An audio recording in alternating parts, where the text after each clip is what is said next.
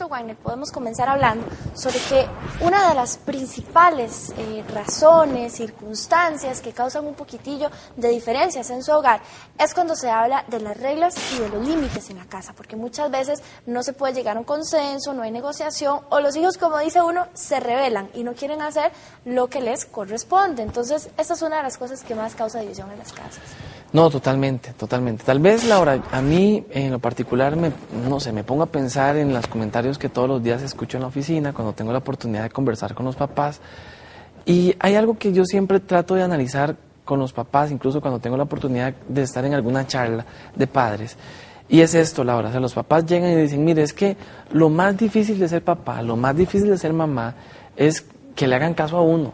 Lo más difícil de ser papá, de ser mamá, es que cumplan con sus responsabilidades. Lo más difícil de ser papá es que le hagan caso a uno con la hora de llegar a la casa, por ejemplo. Incluso escuchas que dicen, es que yo no entiendo por qué se comporta así, si es que yo no era así.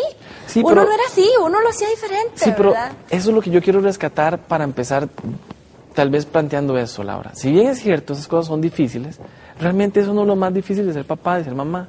Lo más difícil de ser papá, de ser mamá, es que usted como padre aprenda a ser paciente. Que usted como padre simplemente aprenda a ser menos estresado, menos estresada.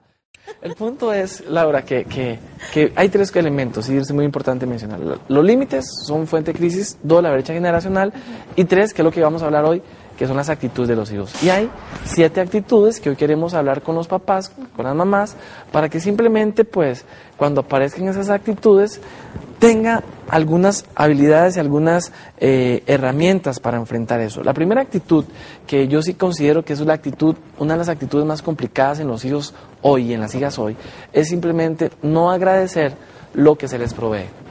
Son aquellos hijos, son aquellas hijas que tal vez se les ha hecho creer que todo lo que se les da, todas aquellas cosas que reciben, es obligación de los papás.